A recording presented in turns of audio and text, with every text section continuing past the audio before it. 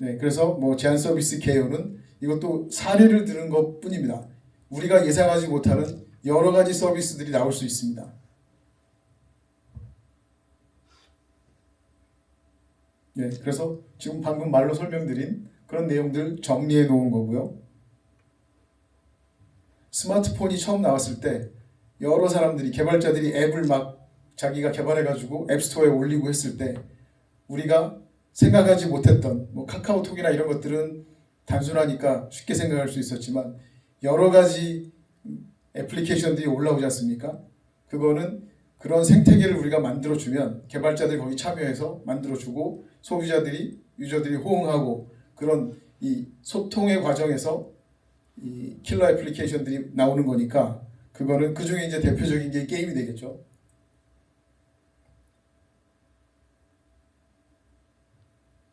예, 이 경우에는 예를 들어서 광고 같은 경우에 단순하게 그냥 광고 시청으로 끝나는 게 아니라 여기서도 참여하는 사람들, 그 광고를 시청하는 사람들한테 그 물건을 획득할 수 있는 기회를 주는 겁니다.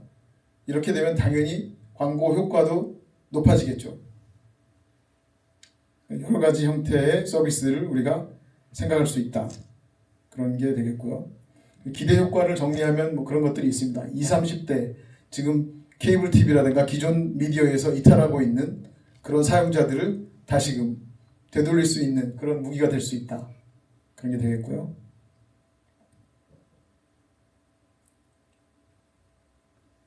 그 미국에서 Who Wanna Be a Millionaire라고 그 퀴즈 프로그램인데 이렇게 우리 옛날에 번데기 뽑기 할 때 이렇게 판 돌리는 거 있지 않습니까? 거기에 다트처럼 이렇게 던져가지고 나오면 그거 가지고 해당하는 문제 풀고 맞추면 상품 주고 이런 게 미국에서 굉장히 오랫동안 장수한 프로그램인데 그 번데기판 이렇게 돌리는 거 있지 않습니까? 그거를 아주 크게 만들어가지고 실물을 만들어가지고 실제로 돌렸어요.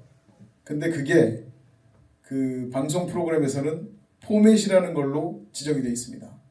여러분들이 그 특허가 지적재산으로 인정받는 거는 잘 아실 거고, 근데 이 방송 쪽에서는, 방송산업에서는 포맷이라고 하는 게 아주 큰 지적 그 보호장치입니다. 지적재산의 보호장치입니다. 예를 들어서 그 복면가왕 있지 않습니까? 복면가왕을 중국 버전으로 중국 노래, 중국 가수가 출연해서 한다고 했을 때 이게 다 뭔가를 위반한 것 같다는 생각은 드시죠? 한국 거를 그대로 가져다 트는 건 아니고 자기들이 거기서 제작을 해서 만드는데 그 포맷, 복면 쓰고 나오고 뭐 자기 정체를 감추고 나오고 이런 것들이 포맷화되어 있는 겁니다.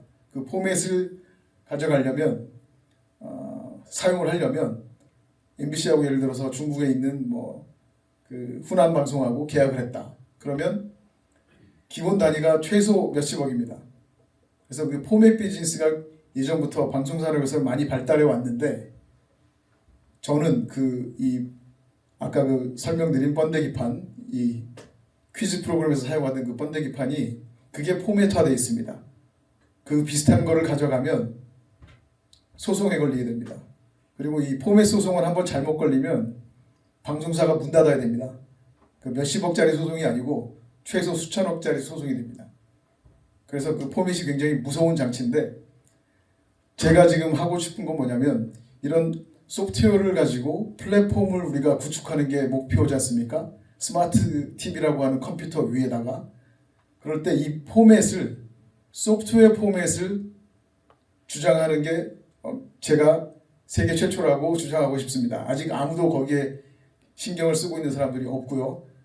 근데 옛날에는 그 번데기판 돌리는 거 생각을 해보시면 그 당시의 기술로는 그렇게밖에 할 수가 없었습니다.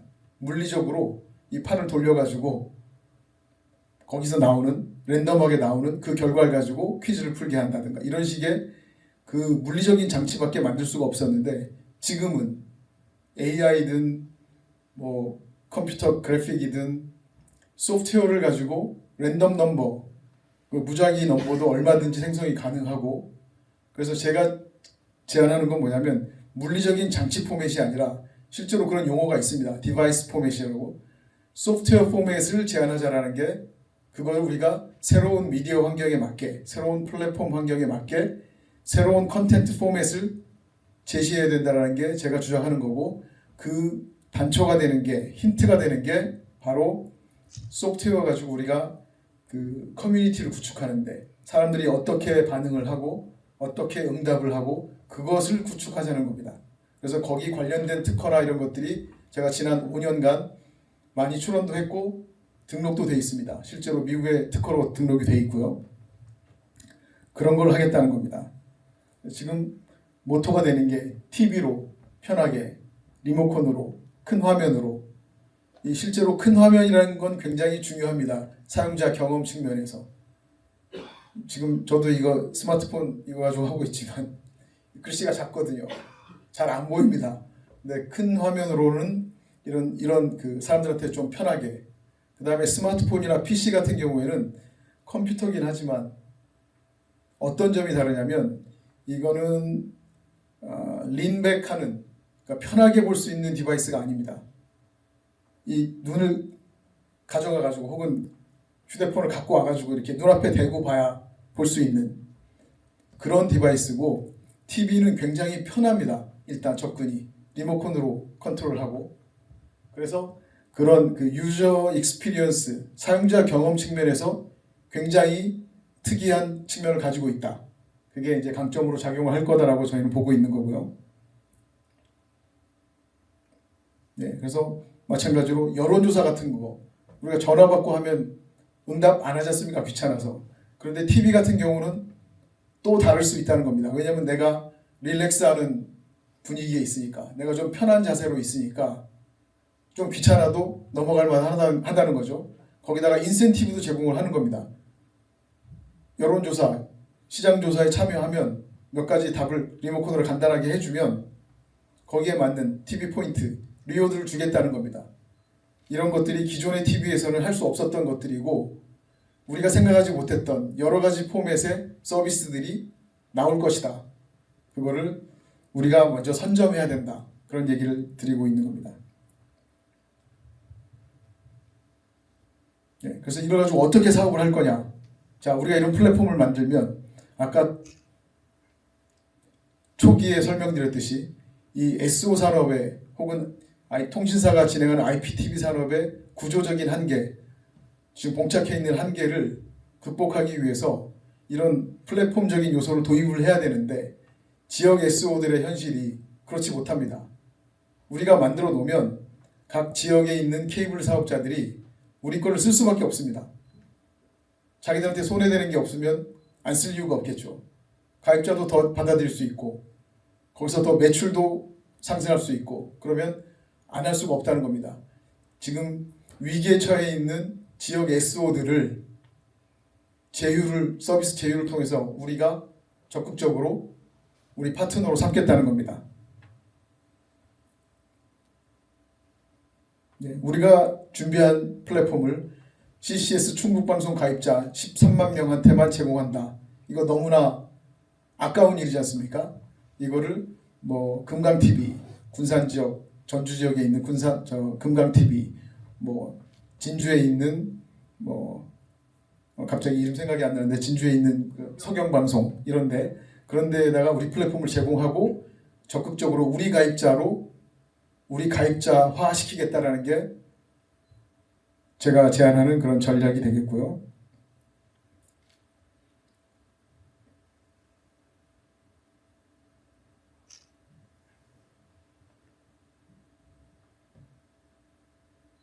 이게 지금 PC가 아니라 스마트폰이다 보니까 좀 깨지네요. 줄이 밀려가지고 깨지는 것 같은데, 그래서 저희가 지향하는 건 뭐냐면 TV형 포털 서비스, 생활 밀착형 AI 플랫폼으로 지위를 확보하겠다는 거고, 그것을 위한 기술적인 요소들은 이미 다 준비되어 있습니다. 앱도 준비되어 있고, 단 제가 왜 CCS가 필요하다고 생각하냐면 CCS는 기존의 MBC, KBS 같은 남들이 주는 채널뿐만 아니라 자기가 남의 컨텐츠를 가져와서 편성하는 채널을 만들 수 있는 레거시 인프라가 있습니다. 이미. 그거를 활용하자라는 겁니다.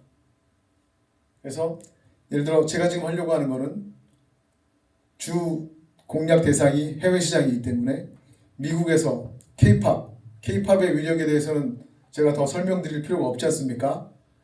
K-팝 가지고 그 단군 이래 최초로 한국 한류 문화, 한류 콘텐츠가 전 세계에서 매우 강력한 위력을 떨치고 있는 이때에 그걸 가지고 우리가 뭔가를 해야 된다라는 생각이 드는데, 그걸 할 수 있는 가장 가까이 가 있는 사업자가 CCS라는 겁니다. 왜? 여러 가지 채널들을 자기 마음대로 만들어서 편성해서 내보낼 수 있는 준비가 돼 있지 않습니까? 그걸 인터넷으로 내보내는 준비가 안 돼 있는 건데, 그거는 제가 할 수 있으니까 그걸 하자는 겁니다. 그래서 뭐 이렇게 되면 뭐 여기 있는 설명한 내용 듣고 나도 해야지 하고 남들도 할 수 있겠죠. 근데 그런 후발주자들의 진입을 어떻게 우리가 차단하고 우리가 시장을 선점할 수 있을까? 일단 빨리 움직여야 된다는 거고요. 그 다음에 아까 말씀드린 특허라든가 포맷 같은 그런 걸 가지고 지적 재산을 확보해서 그걸 통해서 방어해야 된다. 그런 전략을 가져갈 수가 있겠죠. 자, 그래서 여기 재밌는 용어가 나옵니다. 퀀텀 점프. 이 영어로는 질적인 도약을 의미하는 단어거든요. 카우치 포테이토처럼 퀀텀 점프라고 하면 수직 상승하는 그런 걸 의미하는 건데, 제가 끝에 물음표를 붙였습니다. 왜 물음표를 붙였을까요? 퀀텀이라는 용어를 쓰려고 하다 보니까 퀀텀 포트가 생각이 나가지고 그래가지고 지웠습니다. 근데 지우는 대신에 하나를 추가했습니다. 스카이 마케팅. 이게 뭐냐면 하늘로 치솟아 올라가는, 도약한다라는 그런 의미가 되겠습니다. 그래서 우리가 CCS에 그 며칠 전에 발사한 나로호처럼 스카이 로켓을 달아주자. 그게 제가 제안하는 사업 내용의 핵심이 되겠고요. 이걸로 뭐 오늘 사업 발표는 다 마쳤는데요. 추가적으로 잠깐 더 드릴 말씀이 있습니다. 재밌는 내용입니다.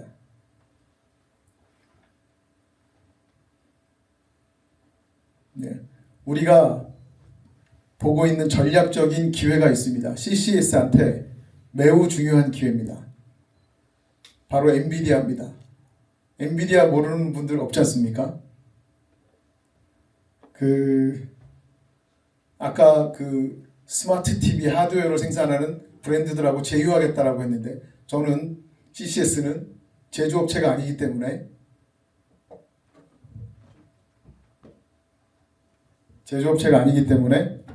그런 스마트 TV 하드웨어를 제조할 수는 없는 거고, 우린 거기에 올라가는 서비스 앱, 버추얼 MVPD로서의 CCS 앱 채널을 모아서 송출하면서 거기에 유저들의 피드백을 받는 커뮤니티 플랫폼, 이게 우리의 목표인데, 이걸 하려고 하다 보니 엔비디아도 이런 하드웨어가 있으니까 엔비디아하고 얘기를 해봐야 되겠다, 이런 판단을 하게 된 거고, 그 전에 아까 미국에서 5천만 대 이상 보급되어 있는 스마트 TV 박스가 뭐냐면 로쿠라는 겁니다.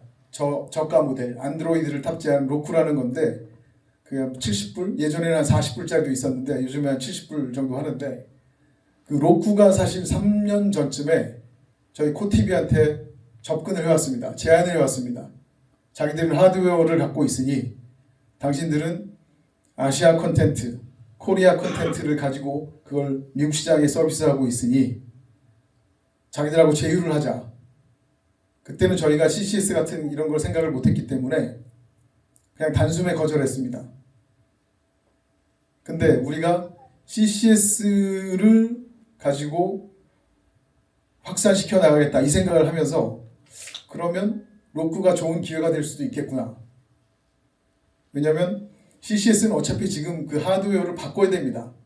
기존의 케이블 TV 같은 케이블 TV 셋톱이 고장나기도 하고 이러다 보니까 수급이 잘 안 돼서 IPTV 그걸 지금 검토를 하고 있고, 원래 올 10월부터 그거를 바꾸려고 했었습니다. 점진적으로. 그 비용도 많이 들어가고 셋톱박스 하나에 한 12만 원 정도 단가를 잡아놨더라고요. 로쿠가 훨씬 싼 겁니다.